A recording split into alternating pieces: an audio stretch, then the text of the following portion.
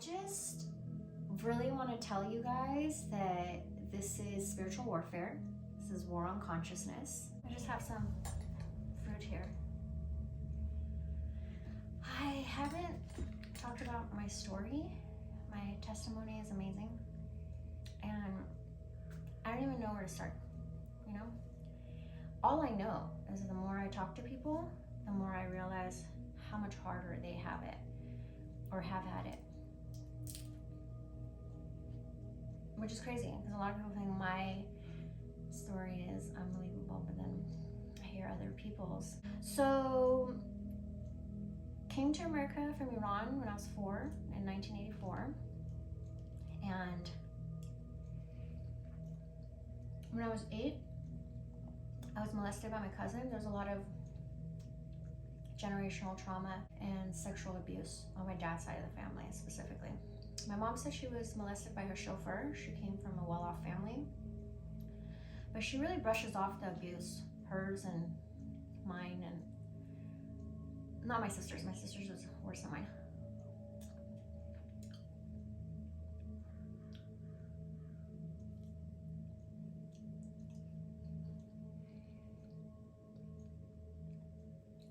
I always look for the silver lining in everything, so I told myself, since that experience, I thought men or boys, I mean, I was 8 and he was 18, so it doesn't matter, boys, men, whatever you want to call them, I thought they were only after sex, so I stayed a virgin until I was 21.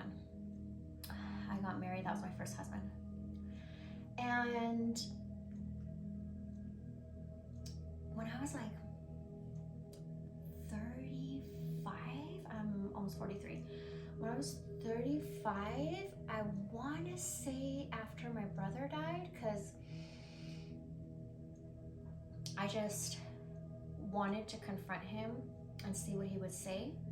So I saw the guy that molested me and he just brushed it off that he was a kid. And he told me some crazy stories about what his sons do. And I'm like, isn't that normal? Or something, something he told me to justify it. I didn't get an apology, and he made me feel really stupid, like, so.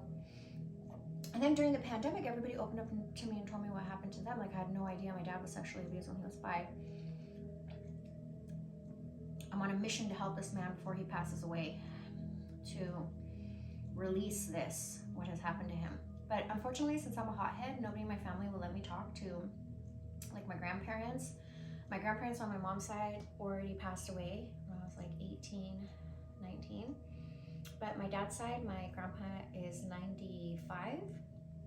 And I don't know if you guys know this, but in Iran, the law is that you can get married when you're 9. So I think my grandma was like, not 11, I think she was like 13. And my grandpa was 25. So I asked my dad, is grandpa a pedophile? I don't know the definition of a pedophile, really. Like, is it someone that likes kids or just a kid, like my grandmother?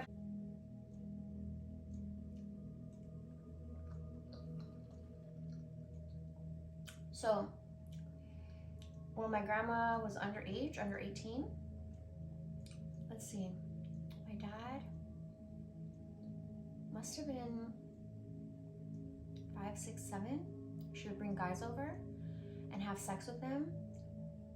And I guess one or more of the guys molested my dad. And for a Persian man to admit this and hold it in for as long as he did, no wonder he hurt himself so much. And I got that from him. I hurt myself. He got diabetes, coronary heart disease, triple bypass surgery, and still, I'm shocked. I mean, I would probably look way better for my age if I didn't abuse myself so much, but that's what it is. So when I was 16, I'm gonna get into God. I don't really want to talk about politics.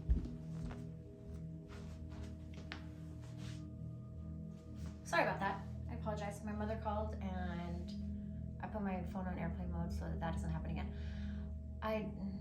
My phone is so dry, I didn't expect that to happen, but so that sucks. I was still talking. And thank God my dog looked at the window. I thought someone was here, and then I found out that my camera stopped recording. Okay. So, I don't want to talk about politics and stuff because we're not going to feed into the matrix. We're not going to give them what they want, which is our attention. So, when I was 16, I had really bad hormonal acne. Like, people call me crater face, pizza face, pepperoni face, you name it. Kids are so mean. If I tell you everything they called me growing up, you won't even believe it. That's why I have such thick skin. So, one of the side effects of Accutane, which it became illegal for a while, but it came back on the market. Emma Chamberlain made a video. She took it. This is some strong stuff. They have to check your liver and make sure you're not pregnant. It can mess up your liver, and then if you get pregnant, your baby can be deformed. So, also you can get suicidal. So we'll get to that because I tried to kill myself when I was 16. When I was 12 or 13, I went to a friend's house. My parents were non-practicing Muslims. She was Armenian, I'm Persian, and her parents were Christian or Catholic. And I remember seeing that tapestry of Jesus on the cross and just bawling. I felt it without even knowing who or what the heck is this, you know? So at 16, my best friend Nancy, one of my best friends, I went to a very small school in La Puente, and we all knew each other, we were all cool. I remember she started coming to school with the Bible. And I was like, whoa, what happened to her? Because she was gorgeous. I'm talking like stunner. I know I have a picture. I have to find it. And Nancy, find me. You know, back in the day, there was no email and all this, or even a phone. I couldn't, and I moved every year, so I lost a bunch of people. My birth name is Sude. If you remember me from the 80s and 90s, I'd love to connect with you again. For real. I lost a lot of you because there was no phone or email or anything back then. But so anyways, I went to church and I really didn't like the church thing. I've never really liked the church thing, unfortunately, because this matrix is all about money. So, I mean, don't hate the game. It's okay, It wasn't that bad. The messages were great, but whenever I went to go say thank you to the pastors, they just act like you're a Jezebel if you're attractive, or you have high sexual energy. I can't help it that God made me that way. So basically, I love the prayer part. I would tell all the girls, they would come talk to me about boys, and I would tell all these girls that you should really pray. God is amazing. Now here's the kicker. I didn't think I was worthy because my 16-year-old brain thought even white lies, bad. Like, I couldn't be honest with people. I was way too nice of a person, pushover, doormat, people pleaser, you name it. And then, I loved bad words since I discovered them when I was 8 or 9. And I just didn't think I was worthy already or anything like that. So that didn't last very long. I used to be the girl going around telling everybody to say no to drugs, and then I was like, what am I talking about? I don't even know. I haven't even tried it. I didn't even know what I'm talking about. So my dad's friend, I was straight tripping, Persian man. His daughter was my age. They smoke weed together. I had no idea. My sister knew. And so my sister's like, tell her. And I was like, tell me what? And she's like, I have some marijuana. I was like, roll it up, let's go. And I don't know if I didn't inhale because I was scared, it's my first time or whatever, but I don't really think I got high. I remember plucking my eyebrows and thinking I'm not high, but then later on in life I found out that I get extreme focus, so I was high. And then I tried it again with my friend at school and died laughing. That time I got really, really high and I fell in love with it. then I got caught, and I had to, because I started to, when I tried to kill myself, okay. I remember my sister got us like $20 worth of weed, and I was like, oh, we never had money growing up. I was straight shocked. Where'd you get the money from? She goes, oh, we owe him. We owe a gang member selling drugs money? What are you thinking? So I don't know if you guys, wherever you are in the world, in America, specifically California, it's still like this. There's, when you go to the liquor store, gas station, whatever, there's these packets of like vitamins that some of them are for sexual health and some of them are just whatever. But anyways, I told some people that was herbal ecstasy. I took it out of the packaging and I told them it was herbal ecstasy, and you know the placebo effect. They believed it and they wanted more. So I was like, no, I just need to get the money to pay this guy off because he's gonna kill us. And then that's when I found out that I'd be a really good business person, but God had different plans for me because I've just been a philanthropist without, like, I have so much to tell you guys. I got approached by a girl and she was like, I can get you LSD. Now back in the day, there's no internet, there's no phone, there's no nothing. So I went to the school library. I had already looked up cannabis. The side effects were loss of short-term memory and it can affect your eyes. So I was like, all right. And then the LSD, it was like, you know, it's important. First of all, it lasts so long. It's important where you are. Now, I didn't know what she gave me was double dipped. I was so excited. I took it lunchtime. 5th period was PE. Straight tripping. I can't even tell you, like, wow. And then I didn't have a 6th period, but when I went home, my dad was home and I was like so high. And I think I got caught for ditching school. And when I went to go look in the mirror, my face turned into the most beautiful angel I had ever seen in my life. And then it metamorphosized into the most scariest, like the devil himself, not even a demon. And so I got so scared that I went into the bathroom and there was a bunch of pills my stepmom had, and I just took the whole bottle. Went to sleep. Woke up, I was like, nah, it didn't work. And so I tried to eat. I couldn't. For 3 days straight, I couldn't eat anything. I would throw up. And so I prayed. I couldn't talk to anybody. I couldn't tell anybody. I prayed and I said, God, if you let me eat something and not throw up, I'll never try to kill myself again. And I ate something and I didn't throw up, and I was like, wow. So, you know, when my place caught on fire and I had to sleep in my car for 6 months, my husband abandoned me and I really wanted to die. I was thinking, how would I do it? And I thought I would go drive off a cliff like Thelma and Louise it. But poor Kirky, you know, my dog, I was like, no. And I just couldn't do it because I had promised God I wouldn't ever again attempt it. And really, I shouldn't even have thought about it. Your thoughts are so powerful. They affect you. Physically, I get so sick when I have bad thoughts or negative thoughts or detrimental thoughts, harmful thoughts. And I just buried myself in work. 1996, I got a job at the Bank of America.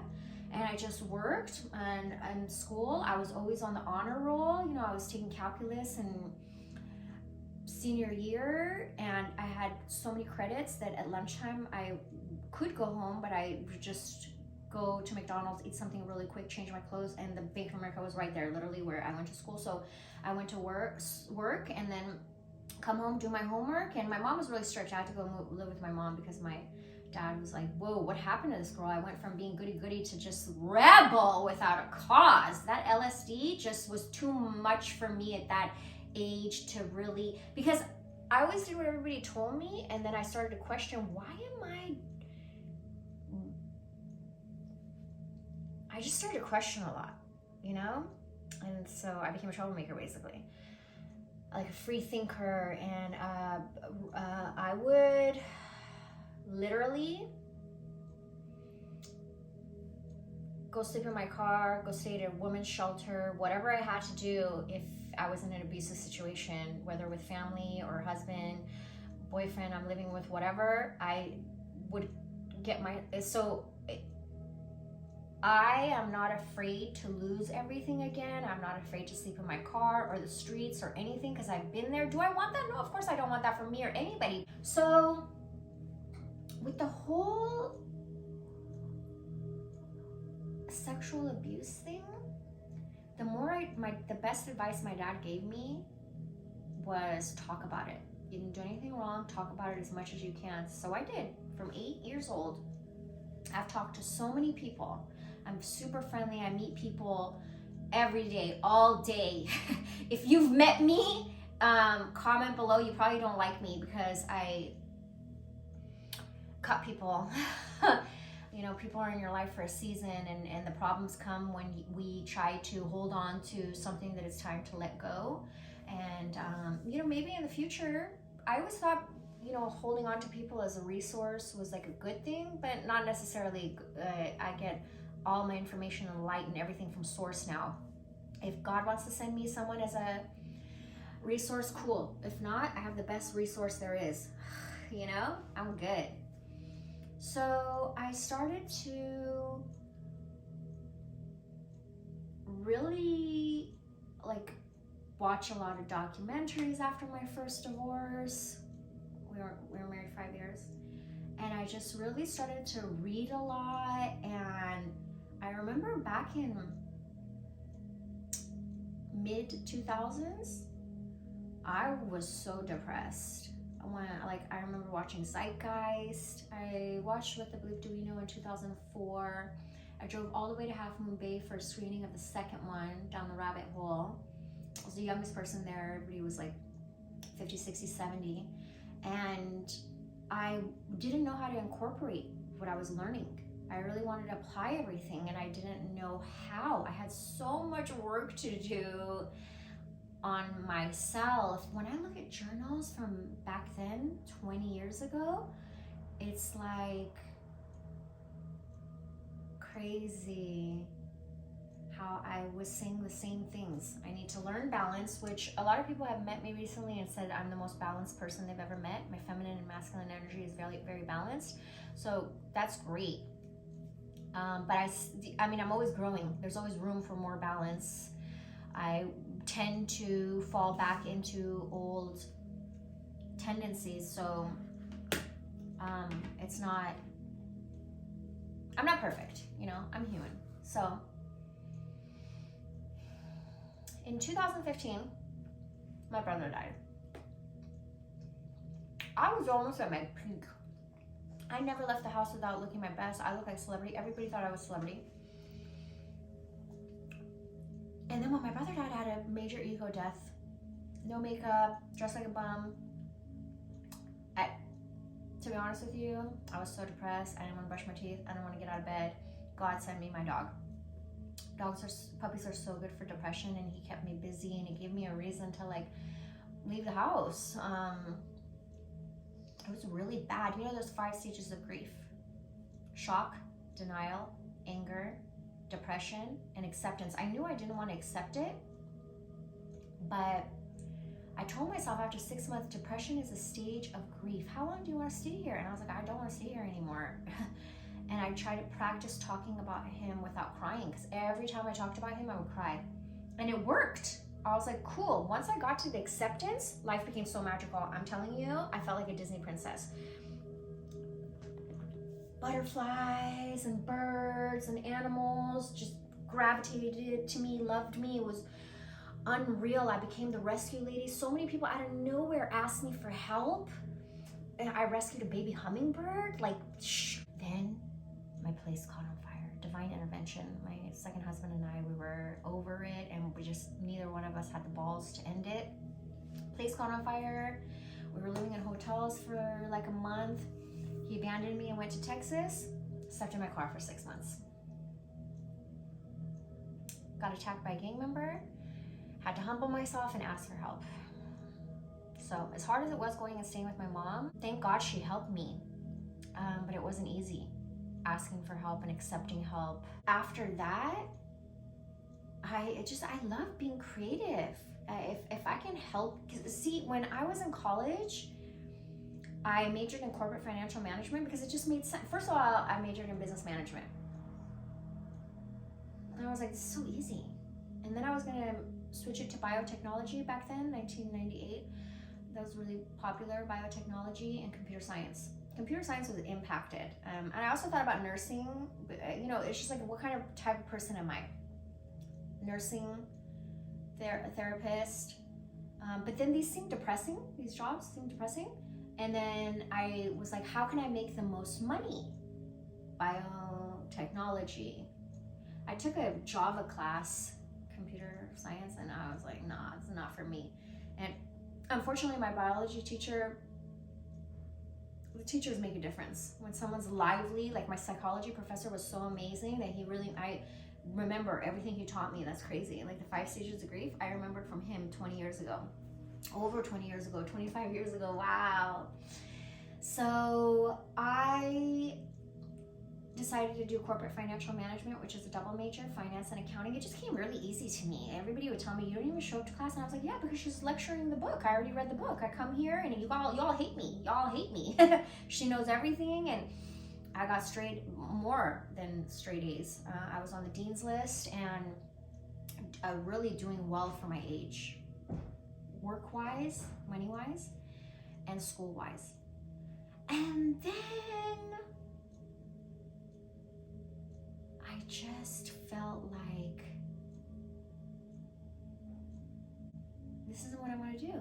Because I took a creativity class, GE, and I loved it. And my professor told me, wow, you're so good. My acting, I took acting for fun, drama in high school and for fun in college. You know how you pick your classes, your GE. And both my professors, or teacher and professor, told me you should move to LA, and I'm so glad I didn't because I wanted to. I'm just naturally talented when it comes to acting and public speaking and stuff. I'm glad I didn't do it, but I knew I wanted to be creative. And I read the book Creativity by, I'm gonna butcher his name, but I have the book. I'll take a picture and put it here.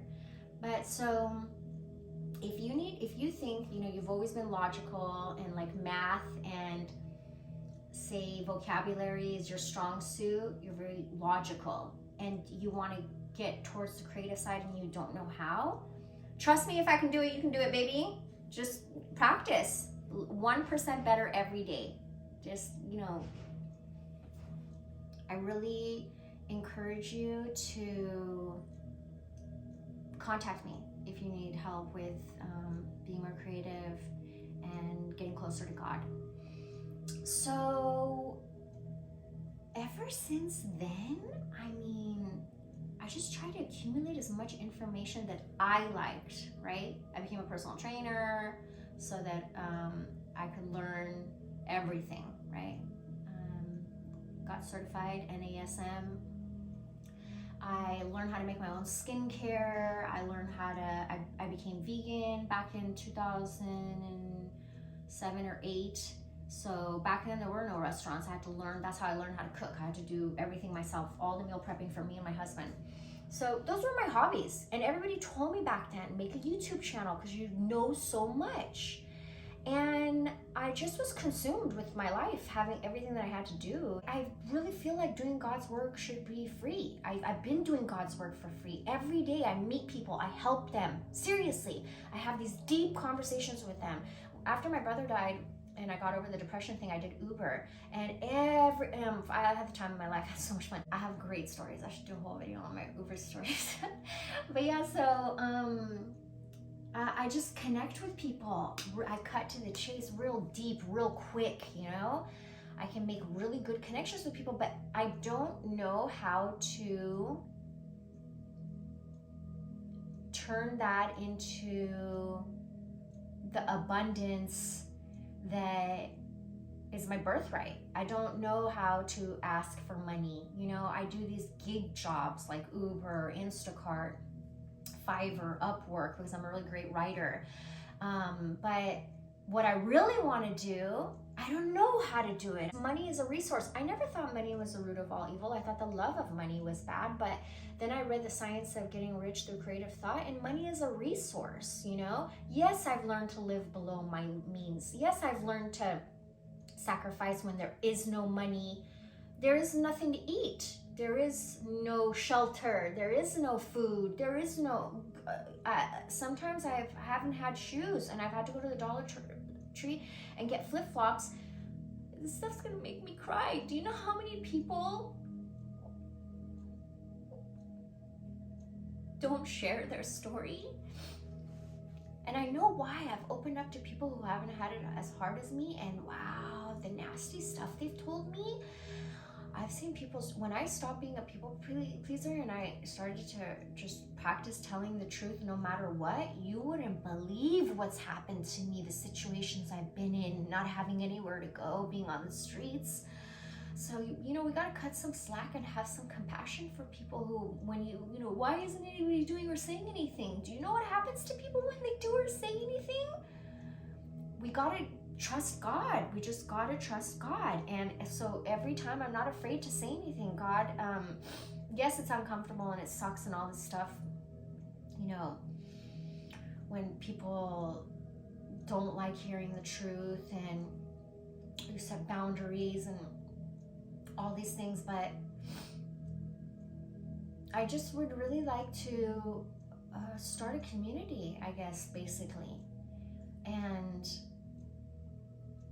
that's my purpose here. That's my goal, to start a community. However I can help you guys, please let me know. I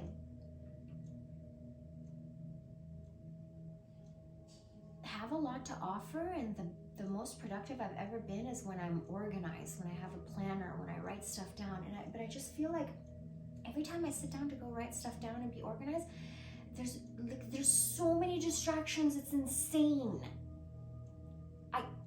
I don't even watch TV. This isn't my TV. We really need to practice compassion. It's so hard. I've been trying to practice it, and it's so hard. I have so much respect for Jesus. I love you so much. I don't like to call myself Christian because I don't like to label myself. I don't call myself vegan anymore. Yeah, I prefer plant-based. Everyone tells me you should read the Bible, but then I say no one in the Bible read the Bible, and then they don't like me. But I've been trying to have a morning routine, get up every morning, get on the mat, do some stretching, a little bit of yoga. Same thing at night. I have to have a night routine. I'm trying to reprogram my subconscious mind at night when I sleep.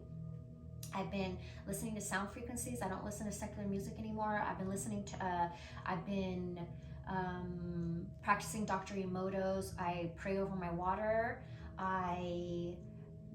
I'm gonna write a book because I have so much to share with you guys. If you want to help yourself, because like I find that when I fast, I'm able to be more in tune with source. I find that when I go into nature, woof, we're electromagnetic beings, you know? So I remember giving away all my stuff, and it was like mourning the death of my old self, because they're nice stuff, but I don't need all that, you know? I'd rather bless other people.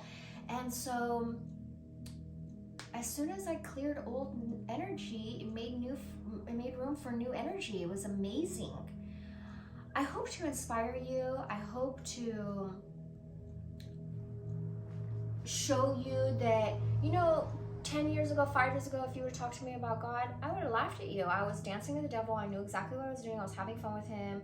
And so it's important. I'm trying to have compassion and mercy on other people just because they don't know God, or they choose not to walk with God, or they choose to look the other way when they see injustice or whatever it may be. I give it to God, and I know it's not easy. You know, it's hard, but I give it to God because I allowed God to use me as a vessel. The creativity I experienced when I completely emptied myself and I allowed God to use me as a vessel, I can't even tell you how I was shocked. So one thing I did that if you want to try to do too is I asked God, I said, show me. Dr. Joe Dispenza helped me a lot ever since I saw What the Bleep Do We Know in 2004. And I've been following him. He blew up during the pandemic, which is amazing, but he helped me a lot. He said to talk to the quantum field and ask to see signs, and signs turn into patterns, and then you're being communicated with. Now, that's where discernment comes into play. Who's communicating with you? What's communicating with you? Some people say it's angels. Sure. Is it fallen angels? Some people say it's your ancestors. Some people say it's spirit guides. Some people say whatever. You know what I mean? I don't know anything. I don't know anything. I'm just telling you guys my experience. That's all I'm telling you guys. The more I learn, the more I realize I don't know anything. And I feel like everything outside of me is a scam. This is going to be the time in history that goes down as scams everywhere. So I've been practicing going inward because that's the realest thing. And I love cocooning with God. But they say you can't be a monk in the woods. You can't just be a monk in the woods. You got to come out and help. You gotta. And you got to figure out who to help, the right people, and for how long, and then let them go and you know what I mean? Some people are, you're planting a seed. Go, come back later when you're ready. You don't need to, because people like to form attachments and become codependent, and I'm a lone wolf. I got to be alone. I need massive time alone, massive amounts of time alone. I wish I could be alone all the time, but it's impossible. It's unreal. It's unrealistic. So this dance, 1 foot in the world, 1 foot out of the world, knowing that you live in this matrix, this 3D holographic virtual reality simulation video game that we're in, but you can't deny that there is God. Even science is saying that there is God. So you can't deny there's God. None of you can deny there's a God. Try not to focus so much on the outside world. I know it's hard to close your eyes and go inward and really get to know your body, get to know your mind, where are your thoughts going, get to know your addictions, get to know the way that your brain works, you know? Dr. Huber is amazing. I'm learning so much about neuroscience, and I mean, I studied Dr. Amen almost 15 years ago or something. I saw a PBS special on him, and he taught me G-bombs, greens, beans, onions, mushrooms, berries, and seeds and nuts. And so I try to get that regularly. Those are the best for your brain. It's not easy. I'm not having fun. I don't want to be here. I can't wait till I die. But I can't die until it's my time. So I'm trying to figure out what my purpose is and do God's work. But I can't wait to get out of here. I truly can't wait to die. I get to go see God. I get to be with Jesus. It's going to be like the best orgasm of this whole lifetime. Oh, and I'm in my prime, and I'm having, I was, having sex with myself, and it was great. I love myself. And then I learned about sacred secretion. And so I tried to do that. And I got to like day 17, it's like 33 days. I got to like day 17, then I tried it again, got to day 13, then I tried it again, got to day like 3, and it's getting worse. It's like, maybe because there's more to it than I thought. It's not just not having sex, it's also having good habits. So I had to, quit some things. And I just want to go on this journey with you because literally God has put me at rock bottom again. I don't have anything right now. I don't have anywhere to live. I am couch crashing. to like people I trust, because it's so hard right now. Everybody has PTSD after the pandemic, and they have their own, you know, problems from birth and generational and all that. So I literally have like, oh, I had $8 in my account, but I went and got dog food, so now I have 0. And I had to, you know, just humble myself and go to food banks and go see if I can get any help, because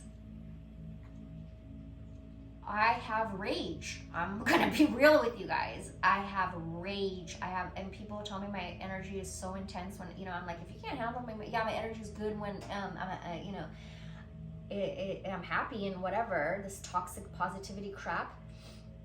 But when my rage comes out, literally, I have not met one person. I mean, my dog is the only person that can calm me down. But most people are just like literally turned off, disgusted when they see my rage. I don't know if you're gonna witness it or not, but apparently it's very intense. I'm not violent, thank God, but the energy, you know, it's like, that's why, like, I just the other day I met some guy in a wheelchair who said that he became paralyzed after he got the flu vaccine because it made him get an infection in his spinal cord. And he was sharing a story with me, and I was talking to him for hours. And he told me, why aren't you a speaker? You should. And then another guy that was listening was like, yeah, do you give lectures? I would listen to you. And I'm like, wow, thank you. You know, I laugh because I need to work on myself, because if a heckler says something, I'm practicing shutting my mouth, but what is, that's to me not enough. What is happening is it's affecting my central nervous system. My blood pressure is going up. The reason I know is because I didn't get the vaccine. And when I was in the Bay Area visiting my mom, she kept pushing me to go get blood work because I just won't go to the hospitals even if I'm dying. Literally, I was dying Christmas 2020. I had pneumonia. Day 3, my organs shut down. I felt it. My heart like was about to stop, and I surrendered to God. I'm ready. I accepted that this is it. You know, I was going to die alone, and then I didn't die. So I was there, and they were asking me if I got the vaccine. I said no, and the energy was like, so bad, okay, because I didn't get it. And they were like, so if we offer you the flu shot, you don't want it? And I was like, no.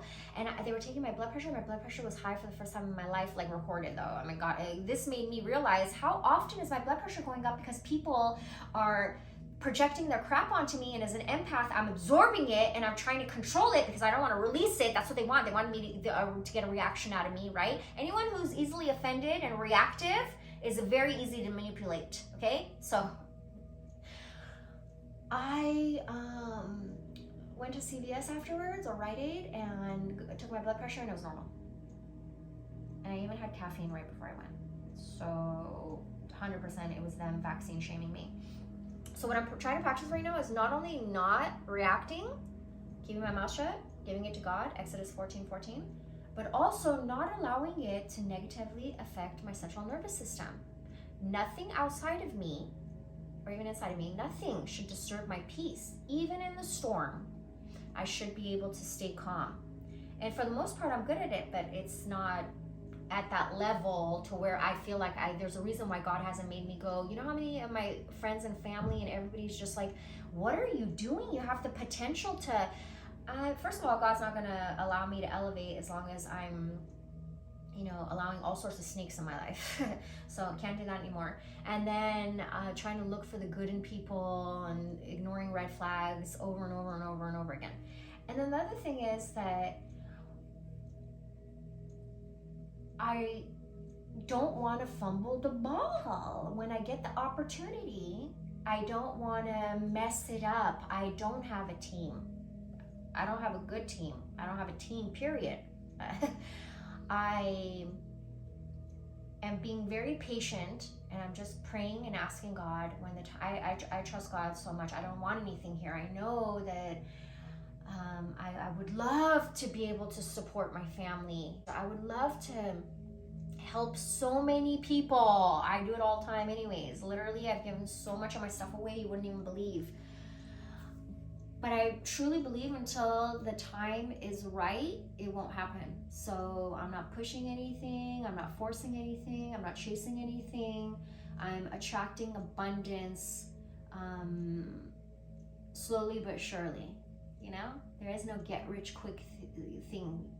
They say it takes like 10 years. I already have that 10 years. Now I need to just organize it in a way to give you all the information, because it's a lot of information that I've accumulated over these almost 43 years of life, because I truly believe in lifelong learning. So if you knew how many books I read and how many conversations I've had and how much I know about psychology from reading and from real life application and experience and stuff, I have a lot to offer, and I'm not afraid to die. That's crazy. So I'll say whatever God tells me to say, even if it gets me killed. That would be a great privilege to go out like that.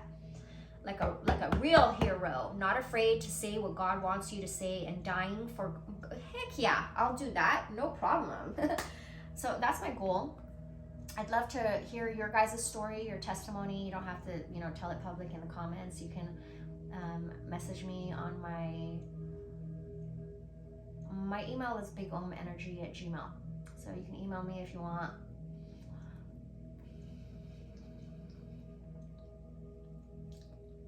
Grateful heart attracts miracles. I've been trying to focus on spiritual attacks are real. When I get spiritually attacked, I just have to like stay still and take it. It's like I'm getting beat up.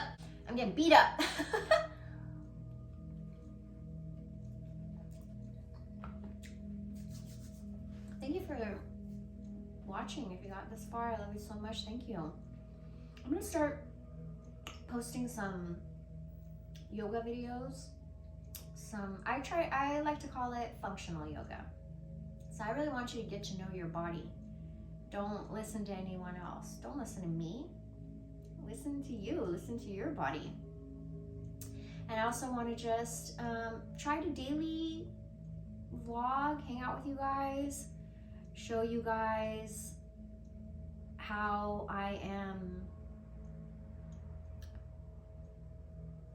eating, even though I don't have money. I eat a lot of beans, chickpeas, lentils.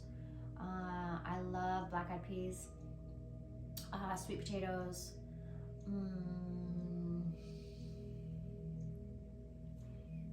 nuts, seeds, fruit, green smoothies. I make this oatmeal banana shake. I'll teach you guys all of that. So if you're struggling right now and you're wondering how you're gonna make it in these tough times, there is hope. And you really, truly, I encourage you to let go of everything here. Let go. Accept everything. You gotta be easy on yourself. Nothing good happens overnight. And you don't your thoughts are so powerful. The people you hang out with either affect you or infect you. When you have a negative thought, it's okay. I allow them because I have to get to know myself. I need to know my dark side. I need to know. I cannot suppress that bad boy. He's got to come out. I just don't care if I'm liked anymore. I'm not wearing any makeup. I know in this world, I'm trying to bring back that all natural, get away from the Kardashians. No offense to them. They're beautiful, sweet, whatever, but they have created a super fake culture and a super fake society. And I'd love to bring back all natural. I've never had any surgery. These are good genes. Yeah, that's it for now. Thank you so much for hearing me out. I've been doing a lot of chakra work and listening to sound frequencies specifically for chakras. And when I got to my throat chakra, I lost my voice. I couldn't even believe it. For one whole week, sounded like a horse, like a man. I remember I said something to someone and they just looked at me like, she sounded like a man, but I look like a girl. But anyways, I realized neither one of my husbands let me talk. They would like literally hit me. I had to get a restraining order on the first one. The second one I didn't, but I left, and then he called me crying, and I came back. Nobody in my family has really let me talk. I've been all about love since day one. Did you see my tattoo? I got this when I was like 18 or 19. This is what I've stood for. I've never been about money, you know? Is that it? Yeah. So nobody's ever really let me talk. And then, you know, back in the day, you were able to say whatever you want. Now you can't say whatever you want. You can't be real. I want to be a comedian so bad. There was stand-up comedy in Hollywood and Pasadena, and I just wanted to go to amateur night, Fullerton, everywhere. And I have to be careful what I say, because certain words you can't use, certain things you can't say, and now it's gotten so bad, you're getting censored all over the internet too. It's like real life versus and internet, doesn't matter. There's so much censorship, and so many people getting offended. If I told you what I've been called my whole life, if I told you the amount of abuse that I've endured, that I've overcome, that has made me so resilient, I want that for you too. I want that for, maybe you already have it, great, but you know, anyone else connected to you that you want to have it too, you really got to be the example. That's what I'm trying to do. I'm trying to lead by example. I can't hold anybody's hand because nobody held my hand, and that's why I am the way I am. People say I'm strong. I am not strong. I am nothing without God. I am nothing without God. What? God made me go through all that stuff alone to draw me closer to God. There's no way I'd be this close to God if I didn't have to. I didn't even know how to be alone, because so many people loved my energy that I was always booked. If I tried to go to the bathroom to just get a little bit free time for myself, where is she? Are you mad? Is everything okay? Come on now. I can't get no free time to myself. And honestly, I feel like it's the same way still. However, so many people are hurting, and so many people need someone to talk to, that I'm willing to sacrifice to an extent. You know, I try to keep my cup full. I try to take care of myself first so that I can continue to give, because I'm a giver. I love giving. I love helping people. I've been doing it for free for almost 43 years. It's just who I am. And if you get to meet me in person and feel my energy, then you'll know. You know, it's way different in person. That's why when people meet me, and I meet strangers every day, all day, and they're just like, whoa, who is this chick? And unfortunately, you know, I never see them again. It's like, how am I gonna, in a 2-3 hour conversation, be able to tell them my whole life story when I'm trying to make them feel heard? So I'm listening to them more than anything, and giving them examples of how I can relate and how they're not alone. I need to eat. I haven't been eating. I don't want to be rude, but I'm very hungry. I haven't eaten all day. It's almost 3. I love you guys. I'm truly going to be more consistent, I promise. And I'm going to be available.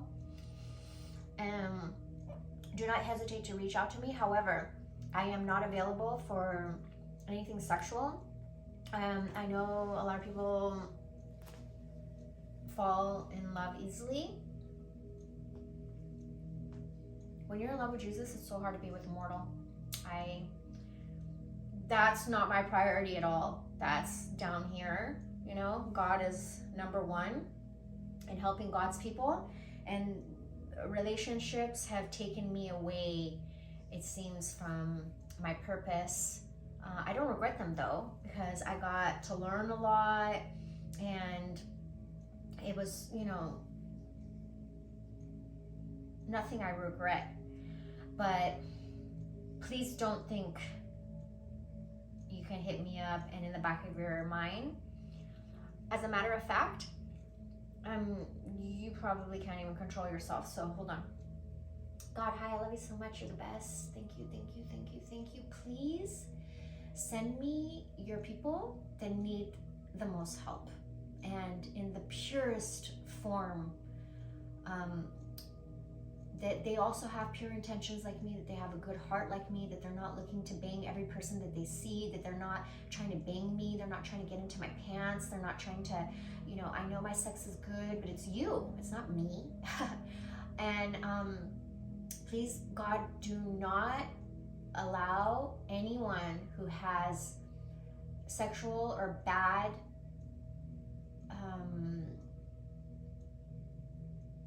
feelings towards me to even come near me. Get them distracted with something else, like give them diarrhea so bad they can't leave the bathroom at all, so they can't bother anybody, not just me. Like their phone falls in the toilet, they can't even, you know, all their electronics go out and they're stuck on the toilet having diarrhea or projectile vomiting, I don't know, whatever it takes for them not to be able to bother other people, and then help them, please. I don't want them to just suffer, but please help them too, and draw them closer to people like them. I pray that I attract people like me who are truly practicing loving kindness and seeing humanity as their brothers and sisters, not trying to bang everybody. And I pray that I can help as many of your people that you want to send me. I know that you have been sending me people already, and I'm put all my faith and trust in you. I belong to you. My life doesn't even exist anymore. I'm nobody. You're everything. In Jesus' mighty name I pray, amen. So there's that. I go straight to God now. When I get upset or I need someone to talk to, I just go straight to God. And God is my best friend, and I'm so grateful for that. I'm so grateful for that, because what's going on in the world is very discouraging. I was so disappointed in humanity during the pandemic. My neighbors were leaving me nasty notes, like I thought it was a note like we're all in this together and how cute or whatever, but no, it was just very disappointing to see how some people have been raised or have decided to be. Once you are an adult, that's your decision, right? Or maybe you've been like that your whole life, where you're just very selfish and not really caring about not just humans, but the earth, the planet, the animals, the wildlife, everything. We have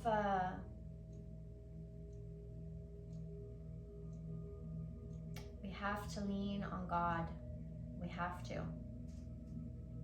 So I'm gonna leave you with that. I'm gonna eat. I'll be back again. Please like, subscribe, share, all that. You know how you can help me. If you can help by donating, I'll put some links. Thank you so much. I really appreciate it. Whatever, you know, $1, $5, it doesn't matter. I appreciate all of it. And if you would like me to send you something, I make jewelry. I've been trying to start an Etsy. But I always end up giving them away.